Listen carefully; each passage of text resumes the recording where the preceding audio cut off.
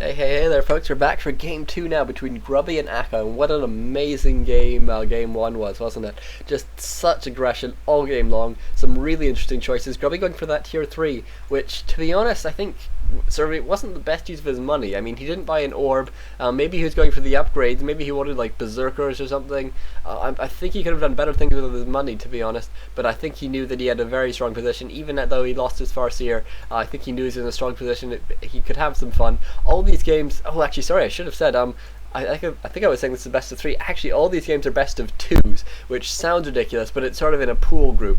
It's pool stage, so there's about, I think, between sort of 5 and 7, probably 8 people in each group. There's 4 groups, and you have to play every player in your group for in a best of 2. And then it's a stupid system. I don't know why they don't do best of 3s. Maybe it's just a time constraint thing. Obviously, they have a lot of players here, and it's not just Warcraft 3. There's also, I know, Dota going on, lots of other stuff like that. So perhaps we're just gonna be seeing.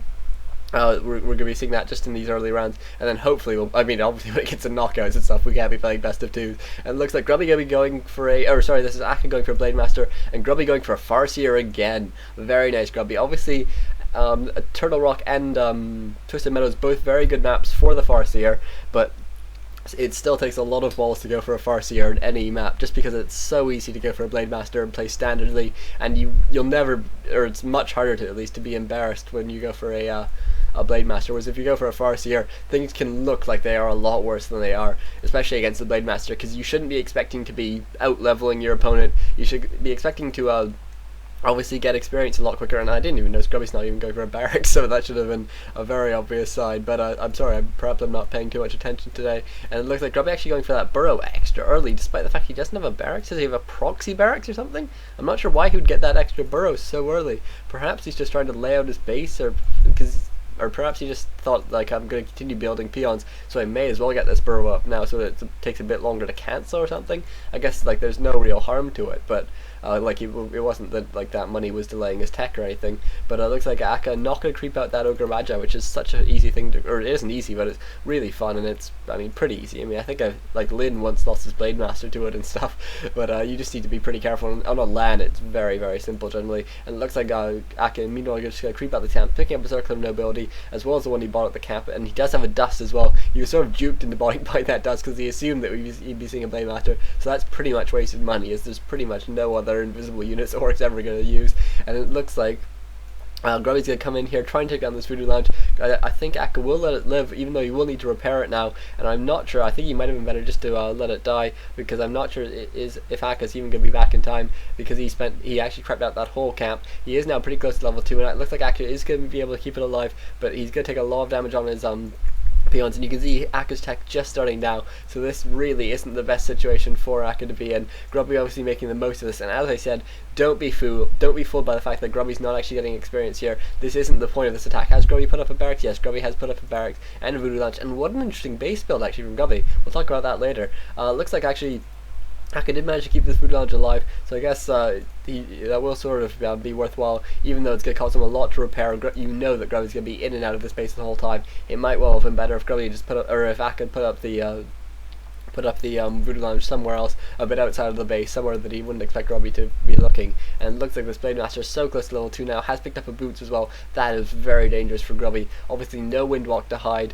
and he's going to be very, very much slower. He might be able to use units to sort of dip and dive and block and weave and whatnot, hold that Blade Master back a bit, but this Farseer is going to take a lot of damage now, and Grubby does need to be careful. And meanwhile, we have a bit of time here. We can talk about Grubby's space. You can see Grubby went for just one burrow here, and he has space here for a tower, which sort of is pointless, really. I'm not sure why he'd leave the space here, why he wouldn't build his burrow a bit further up. Maybe it's to stop things like the Blade Master or from grunts from being able to get in, and he can more easily block or something. But it looks like Grubby taking a lot of damage, being forced to TB away.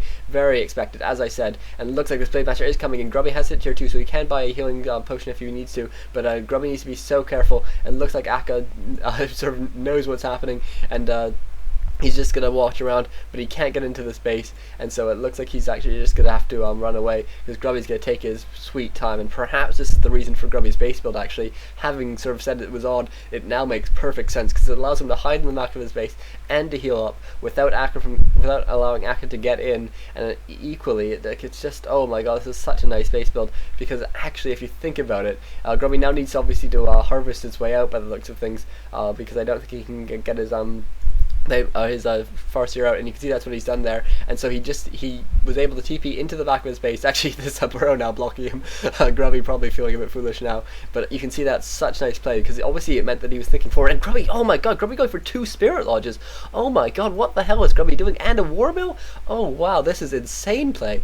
What are we going to be seeing here? We're not seeing a tier 3 tech, so it must be like mass Spirit Walkers, but then obviously that could be really interesting, because they can take down the grunts really quickly and then maybe go for Spirit Link themselves. You can see Akka putting up some towers here. I think what this is that he's worried, one, about a tower rush. Obviously, as I said last game, a tower rush is very viable, but not when you're going for 2 Spirit Lodges. Grubby going for Witch Doctors first? What the hell is Grubby? Oh my god, this is amazing, amazing play. Do we have a spectator? Yeah, we do have a spectator. Oh my god, I have no idea what Grubby is doing here. I've only ever seen Grubby go for 2 Spirit Lodges first once. It was in a game versus Creolofus, who was obviously a elf player, and he was doing it as a response to dots, which is actually, if you think about it, a pretty interesting choice, because it allows you to get mass dispel. It means nothing can be really cycloned for that long in the air. It's a pretty interesting choice, but it didn't actually work out, because I think Creolofus went for a late change to Dryads. Obviously this is very inapplicable to what we're seeing today, but oh my, I have no idea what we're going to be seeing here from Grubby. Well, let's see. I'm really keen to see what he's doing now, continuing to get Spirit Walkers by the looks of things. Status trap, maybe? Like, maybe he's just gonna go for mass disable, like he's gonna be using Hex and oh, I don't know. It's killing me that I have no idea what Grubby is thinking here. And Grubby putting up a sentry ward, and probably will be getting this Rune of the Watcher in almost an identical position as well, unless that Blade Master comes back. But even then, Grubby does have that Spirit Ward, so he will know. And the Shadow Hunter is now out, and it looks like Akka actually wasted a lot of money on those towers, putting up a Bestiary and a Spirit Lodge now, and Akka will be scouting out that there is 1 or 2 Witch Doctors here, and will probably start freaking out, because they'll have no idea what's going to be happening. And Grubby taking a lot of damage now on this oh yeah, we are seeing a status trap going up here, which I don't think I've ever talked about in my cast before. 4 Witch Doctors out already, and it looks like Grubby will be able to get out of here, putting up lots of these sentry wards. Obviously sentry wards are really, really nice, and it's not too uncommon to get 1 Witch Doctor when you're just about to hit 50 food in a Orc versus Orc, but that's what Blade Master versus Blade Master, and that's because of the massive map control it gives you. And look at all these wards going up here, and Grubby using a speed scroll, and oh my god, I can't believe that Grubby's doing this, really. Can't believe he's getting away with it. He's going mass Witch Doctors. Has he transitioned away to something else now? No, more Witch Doctors for Grubby, still tier 2, not even producing grunts. What balls, and oh, a Tome of Experience, that's going to be very helpful. Grubby has nothing to tank though. I don't understand what his plan is here. Like, he can just move it and attack. Maybe he's going to bring some towers, that'd be quite interesting, because he does have this War Mill up, and that would sort of be a reason to have this War Mill, and I think that could be his plan. Like, oh my, I hate to speculate when I have absolutely no idea what's happening, but at the same time I just love to have no idea what's happening. And, oh my god, Grubby's creeping out this camp here. He's going to take so much damage from the shockwave.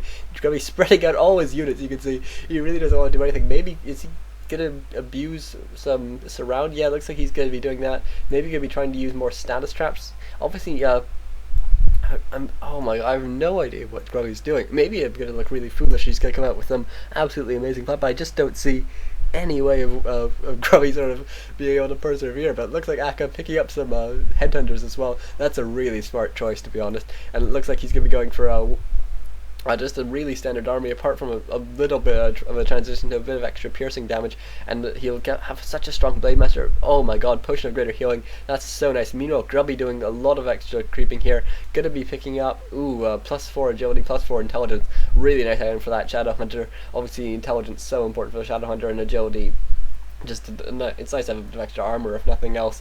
Obviously the damage on the Shadow Hunter is pretty negligible, and look at all oh my god, I've never seen so many Witch Doctors being used in a proper game before, let alone a game like ESWC. But maybe Grubby's just really confident. He feels that last game went went really well, and so he will just be playing pretty fun now, putting up lots of status traps, and not bringing in towers like I thought he might. And oh my god, look at all these units. Aka being forced to TP in should really bring out these peons, because if he can do enough damage here, he's definitely won this game. And it looks like Grubby now taking a lot of damage on his Farseer, healing it up immediately. One of the status traps does go off, gets us 6 units, 6 units stunned, and oh my god, look at, just such nice positioning here from Grubby, meaning that Aka can't really attack any of these really low units, or he can't attack the low hit point units. Instead, he's being forced to attack sort of grunts and stuff like, or grunts and spirit wolves and stuff like that. And Grubby keeps on putting up on these these status traps, but they are immediately taken down